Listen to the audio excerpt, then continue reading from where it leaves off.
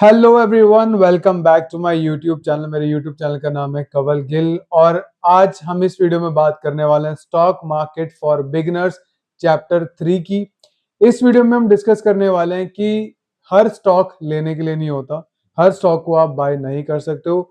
What you guys need to understand before buying any stock, वो इस video में हम आज पूरा उसको डिकोड करने वाले हैं। So without wasting any time शुरू करते हैं वीडियो को।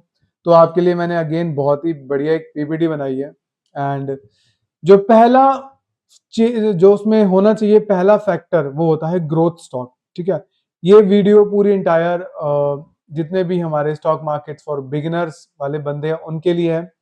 तो जो पहली चीज हमें देखनी है which is growth.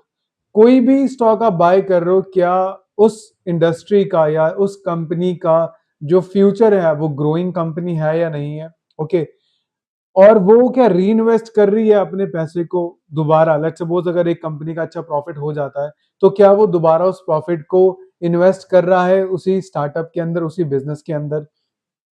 High risk होता है ग्रोथ स्टॉक में और हाई रिटर्न भी होता है। एग्जाम्पल जो मैं आपको दे रहा हूँ, जैसे टेक कंपनीज हो गई या गेमिंग कंपनीज हो गई, ये आजकल बहुत बूम पे चल रही हैं। ठीक है, ग्रोथ स्टॉक का मतलब है जितने भी स्टार्टअप्स हो गए जो बहुत ही कम टाइम में काफी अच्छी ग्रोथ करना चाह रहे हैं with the help of AI, वो एक्सपोनेंशियली ग्रो कर रहे हैं। तो आपका जो first priority as a beginner, if you guys want to earn good return in less amount of time, तो आप एक ग्रोथ स्टॉक की तरफ जा सकते हो। अगेन आप 6 महीने में या 4 महीने में कोई रिटर्न एक्सपेक्ट मत करो, लेकिन this is for a long term scope. अगर आप थोड़ा सा उसमें लॉन्ग टर्म 1 साल 2 साल के लिए बनोगे तो growth stock will be your first priority. आप इसके हेल्प से कोई भी स्टॉक पिक कर सकते हो जो फास्ट ग्रोइंग कंपनीज हैं, जो अपना पैसा री इन्वेस्ट कर रही हैं, हाई रिस्क हाई रिटर्न दे रही हैं और स्टार्टअप के अंदर है। सेकंड अगर मैं आपको बात करूं तो सेकंड हो गया वैल्यू स्टॉक्स। अब वैल्यू स्टॉक्स क्या होता है? वैल्यू स्टॉक्स हो गए जैसे कि जो अंडर वैल्यूड कंपनी है, ठीक है, जिनका प्राइस वर्थ स्मॉलर है लेकिन उनका एक्शन बहुत ही बढ़िया चल रहा है। एक्चुअल में जो उसकी वैल्यू है उन स्टॉक्स की ज्यादा है एज कंपेयर टू जो प्राइस आपको मार्केट में दिख रहा है। और हमेशा गुड कंपनीज चीप प्राइस पे मिल रही होंगी। वो आपको फिगर आउट करना है कि कौन से ऐसे वैल्यू स्टॉक हैं। अगर मैं अपने अकॉर्डिंग देखूं तो मुझे कौन से ऐसे वैल्यू स्टॉक अभी लगते हैं, फॉर एग्जांपल आरवीएनएल हो गया, ठीक है, या फिर आप और भी कह सकते हैं कि आईटीसी में बात करूं, तो ये सारे वैल्यू स्टॉक्स हैं। आप इसको लेके, अभी इनका प्राइस उतना ऊपर नहीं है लेकिन इनमें वर्थ है आगे जाने की। Again I am not a SEBI registered advisor, please consult your advisor before taking any risk. तो अब सेकंड जो आपकी प्रायोरिटी हो सकती है वो हो सकती है वैल्यू स्टॉक्स में आप इन्वेस्ट करो। अगर मार्केट नीचे जाती है तो उसमें ज्यादा इन्वेस्ट करो, मार्केट ऊपर जा रही है तो अगेन 1 या 2 साल का टाइम पीरियड उसमें दो, so that you guys can earn good amount of return on it. Okay, third पे अगर मैं आता हूं तो आ गए blue chip stocks. So basically blue chip stocks में बिगिनर्स को एडवाइस करना चाहूंगा। लार्ज ट्रस्टेड कंपनीज होती हैं, अगर मैं एग्जांपल दूं एचयूएल हो गया, टीसीएस हो गया, ये सारे ब्लू चिप स्टॉक्स हैं। हेवल्स हो गया और पिडिलाइट हो गया, ये सारे ब्लू चिप स्टॉक्स के अंदर आ जाते हैं। लार्ज है, ट्रस्टेड कंपनीज हैं, सेफ है, स्टेबल है, पीस ऑफ माइंड आपको देंगी। एक बार आप इनमें इन्वेस्ट करो, एसआईपीज भी आप इसके अंदर कर सकते हो और आप इसमें लॉन्गर टर्म के लिए भी, ऑब्वियसली ब्लू चिप है तो लॉन्गर टर्म के लिए ही जाओगे। ये आपको मार्केट में जब बहुत बड़े क्रैश आते हैं तो ये आपको उस क्रैश से डूबने में हेल्प करता है, आपको बचाता है, आपको डूबने नहीं देता। तो जैसे कि मैंने बताया एचयूएल हो गया और पिडिलाइट हो गया, तो these are the blue chip stocks, ये आप कंसीडर कर सकते हो while picking any stocks from the stock market for beginners. Okay, fourth जो है, अब पिक कैसे करना है, basically how to pick stocks. अब नॉर्मली क्या होता है, मैंने आपको बता दिया कि ब्लू चिप कौन से होते हैं, ग्रोथ स्टॉक कौन से होते हैं और वैल्यू स्टॉक्स कौन से होते हैं। अब आता है कि आपको उन स्टॉक्स को पिक कैसे करना। सबसे पहले आपको बिजनेस अंडरस्टैंड करना पड़ेगा। अब लेट्स सपोज अगर मैं किसी एचयूएल की बात करूं, ब्लू चिप स्टॉक की बात करूं, तो आपके घर में जो भी डेली प्रोडक्ट्स यूज हो रहे हैं, हनी हो गया, टूथपेस्ट हो गया, ये सब आपको कहीं ना कहीं घर में दिख जाता है। तो आप उसका बिजनेस अंडरस्टैंड करो। जितने भी न्यू बिगिनर्स हैं, आप पहले उन स्टॉक्स पे जाओ जो आपके सराउंडिंग्स में दिख रहे हैं। हेवल्स हो गया, ट्यूबलाइट आप यूज करते हो, कंटेंट बना रहे हो, रिंग लाइट आप यूज कर रहे हो, ये सारी चीजें, आप बल्ब यूज कर रहे हो, हैवेल्स हो गया, ठीक है। फाइनेंशियल हेल्थ क्या है उस कंपनी की, वो भी एक सेकंड बहुत अच्छा फैक्टर है। डेट तो नहीं है उस कंपनी के ऊपर, कहीं पता लगे लॉस में चल रही है और आप लोगों को चिपकाई जा रही है। थर्ड, उसकी ग्रोथ है या नहीं है।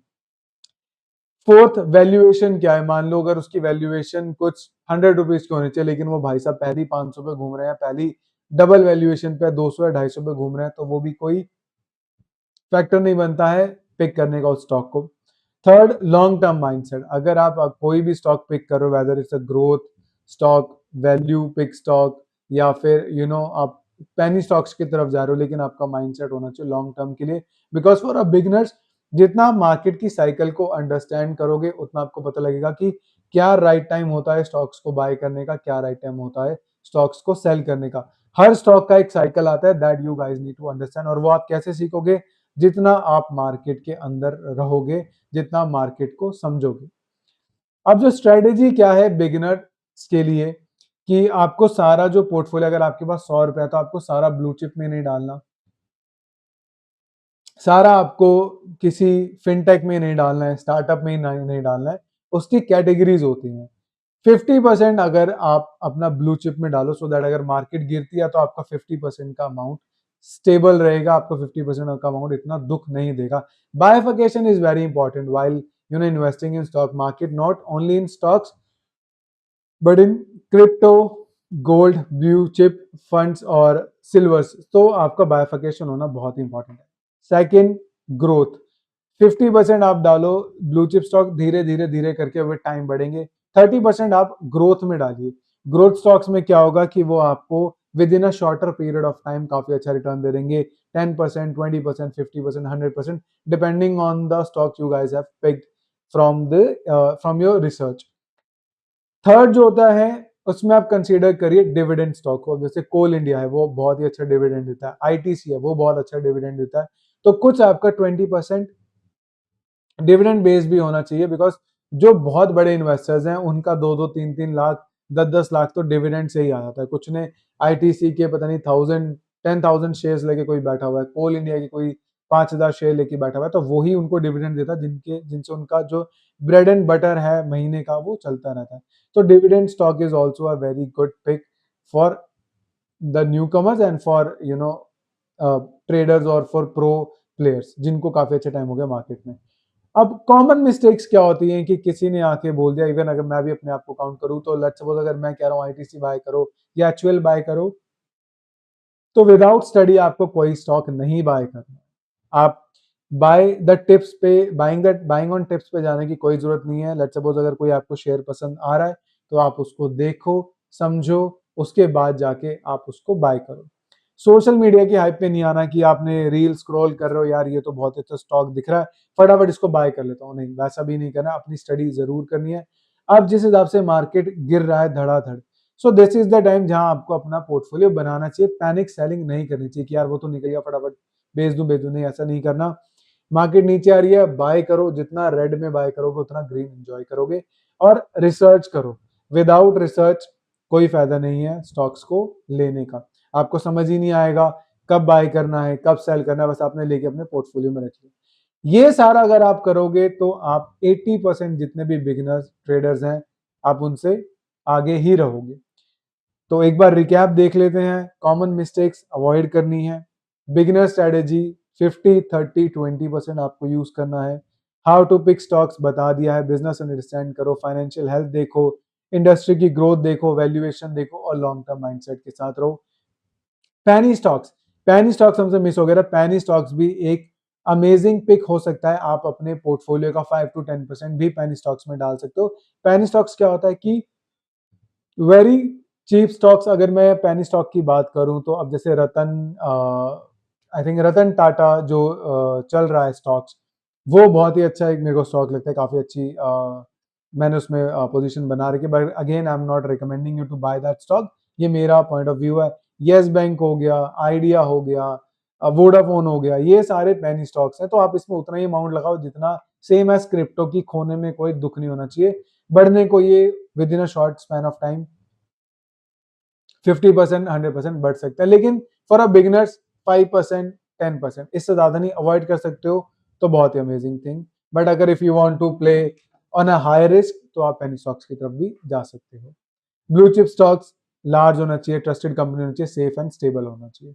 डिविडेंड, डिविडेंड अब ऑलरेडी मैंने बता चुका कि एक रेगुलर इनकम का सोर्स बन जाता है आप लोगों के लिए। स्टेबल कंपनीज में डालो, और I have already told you कौन सी स्टेबल कंपनीज है, और this is a very good pick for the beginners. आप इसमें भी अच्छा अमाउंट इन्वेस्ट कर सकते हो। वैल्यू स्टॉक, हमेशा प्राइस जिसका लो होगा लेकिन उसके फाइनेंशियल अच्छे होंगे, उसके अंदर का बिजनेस अच्छा होगा, तो आप उसमें भी इन्वेस्ट कर सकते हो। ग्रोथ स्टॉक मैं ऑलरेडी बता चुका हूँ। टेक कंपनीज होगा, गेमिंग कंपनीज हो गया, जो हाई रिस्क हाई रिटर्न वाले गेम पे खेलते हैं। ठीक है, यहाँ तक अगर आपको वीडियो अच्छा लग रहा है then this is my YouTube channel, आप इसको सब्सक्राइब कर सकते हो। एंड अमेजिंग अमेजिंग वीडियोज यहाँ पे आती रहती हैं।